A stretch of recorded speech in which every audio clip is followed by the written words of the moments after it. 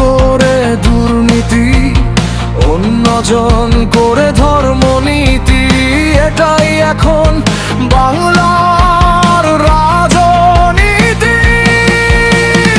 একজন ধর্ম নিয়ে কথা বলে, অন্যজন মন্দিরে গড়ে ভঙ্গ করে রেখেছে মোদের ভাতা দেওয়ার আড়ালে।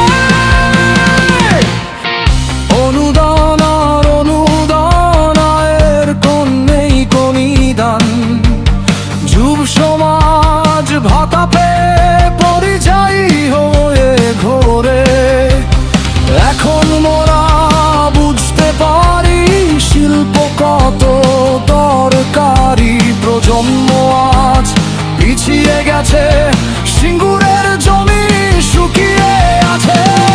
সময় চলছে গিয়ে আর প্রজন্ম যাচ্ছে পিছিয়ে।